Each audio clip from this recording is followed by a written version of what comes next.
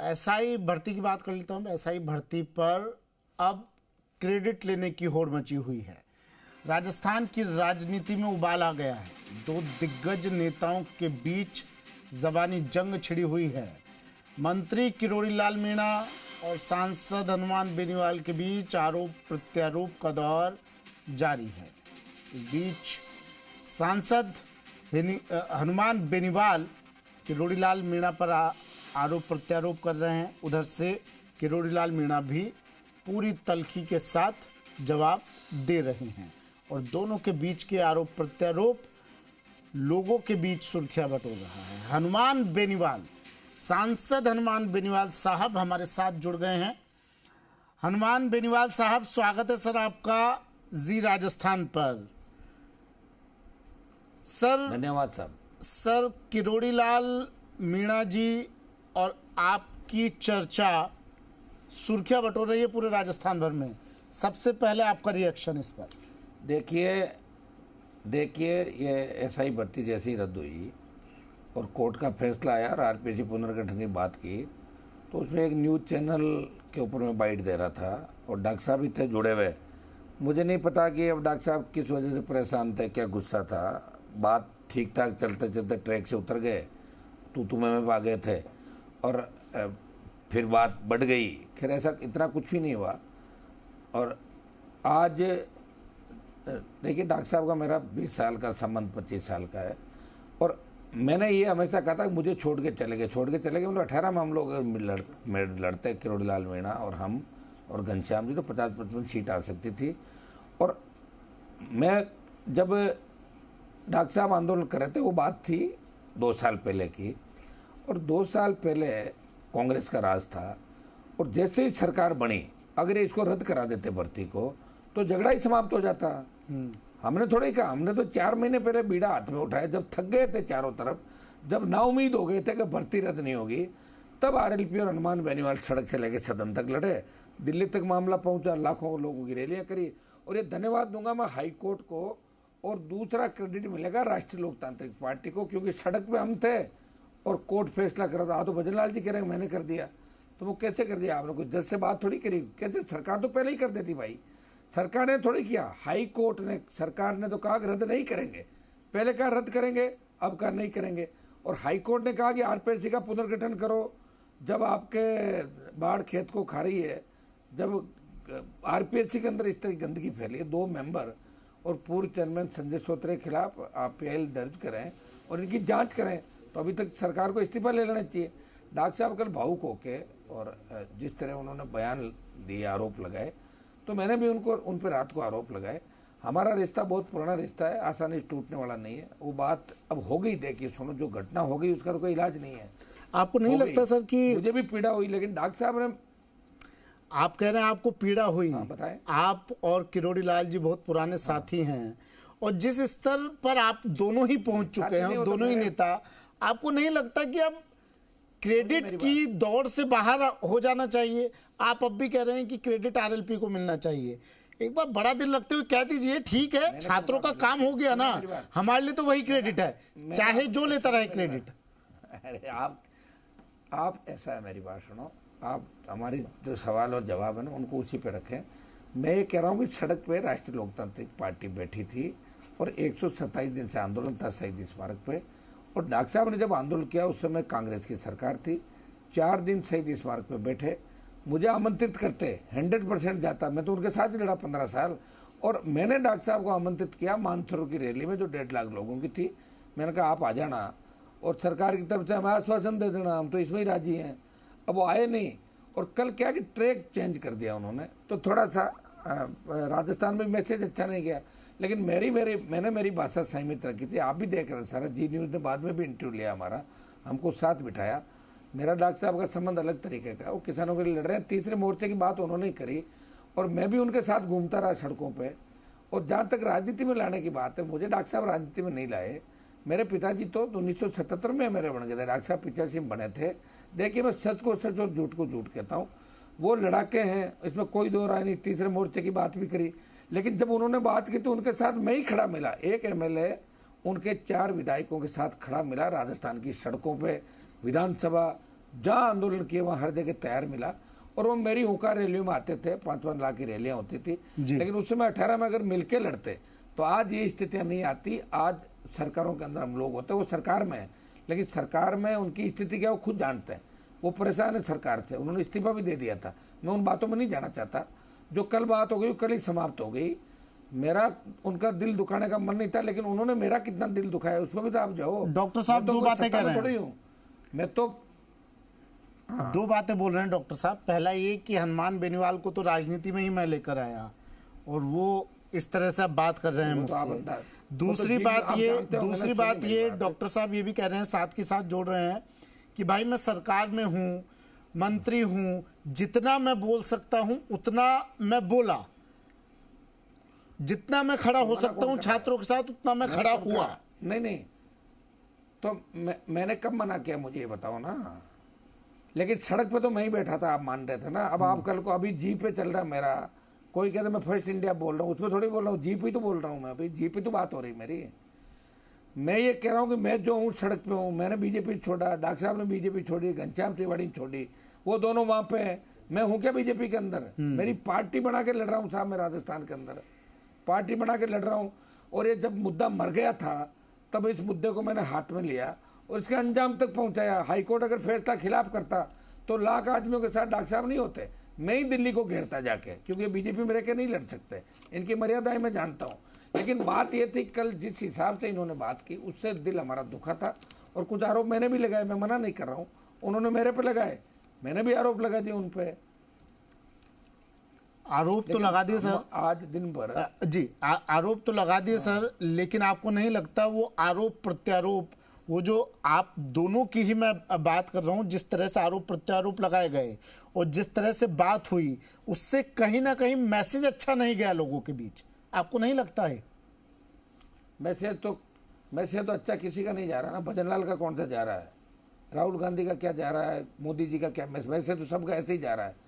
मुझे तो आप इतनी बात बताए कि मैंने कल कोई डॉक्टर साहब को गाली गलौज थोड़ी की थी, उन्होंने तो किस तरह मेरे साथ किया आप बताओ, आप तो सब देख रहे थे।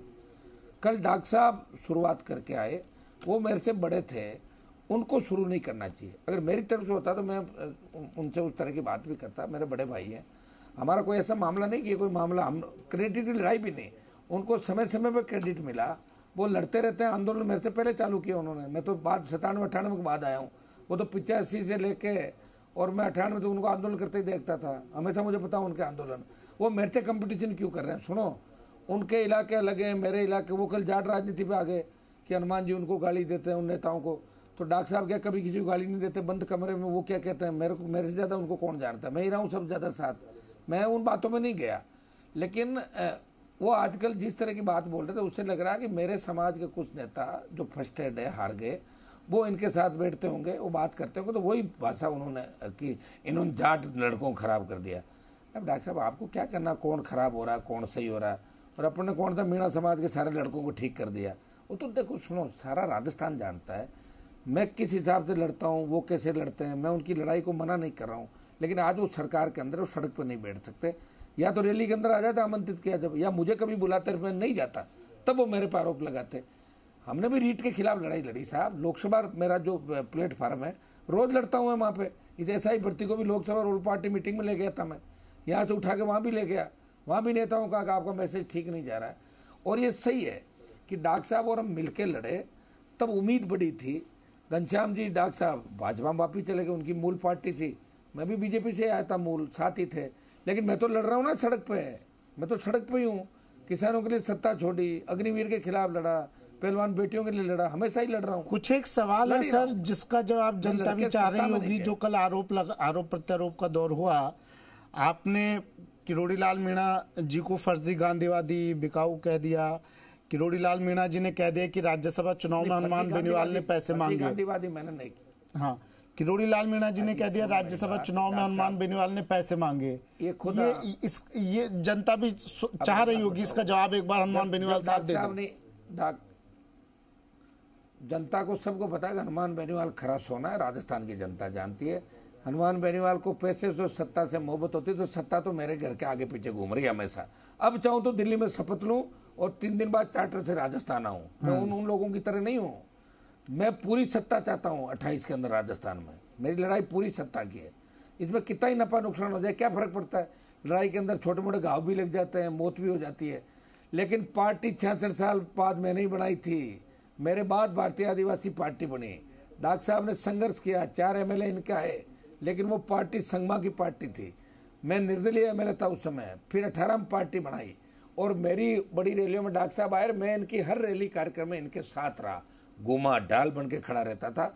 और ये मेरे लिए थे, हम उनके लिए थे। अब वो बीजेपी के अंदर है, सरकार के अंदर, तो पहली कैबिनेट में अगर रद्द करा देते तो इनको मान लेते, हम इनको धन्यवाद दे देते।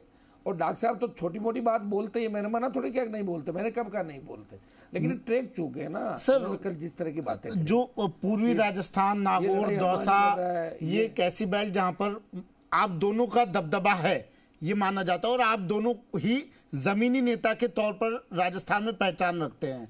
लेकिन जो आरोप प्रत्यारोप लगाए गए, जो बातों से जो द्वंद्व युद्ध छिड़ा, आपको नहीं लगता कि इससे बीजेपी और कांग्रेस को ही फायदा होगा? गलत हुआ, वोट बैंक कटेगा, बटेगा, बीजेपी कांग्रेस को फायदा होगा, आपको नहीं लगता? कम से कम